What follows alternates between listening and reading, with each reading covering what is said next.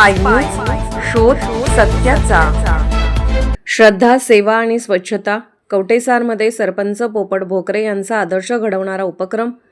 कवटेसार गावात एक वेगळीच प्रेरणा पाहायला मिळाली, जेव्हा सरपंच पोपट भोकरे यांनी केवळ आदेश न देता स्वतः झाडू हातात घेतला आणि मंदिर आणि विद्यामंदिर कवटेसार शाळा परिसर स्वच्छ करण्यासाठी पुढाकार घेतला। नेतृत्व म्हणजे केवळ पद नाही, तर कृतीतून दिलेला संदेश असतो, याचे जिवंत उदाहरण त्यांनी दाखवून दिले।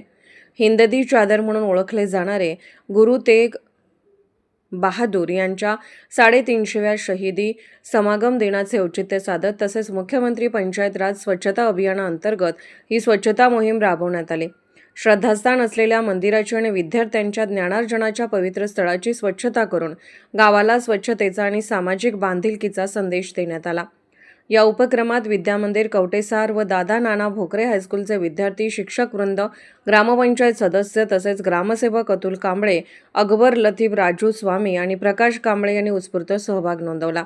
एकत्रित श्रमदानातून केवळ परिसर स्वच्छ झाला नाही, तर गावकऱ्यांच्या मनात स्वच्छतेची नवी जाणीवही निर्माण झाली। सरपंचाच्या या कृतीने स्वच्छ गाव सुंदर गाव या संकल्पनेला खरी उभारी मिळाली आणि कवटेसारमध्ये आदर्श नेतृत्वाचा नवा अध्याय लिहिला गेला।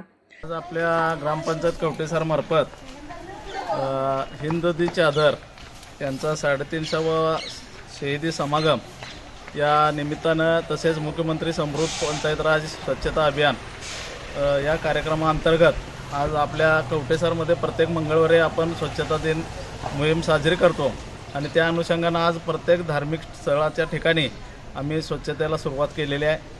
मगाशीच यापूर्वी मशिदीत स्वच्छता अभियान राबवलं आणि आता राम मंदिरमध्ये सुरू आहे। यानंतर आम्ही आता थोड्याच वेळात प्राथमिक शाळेच्या आवारात स्वच्छता करणार आहोत।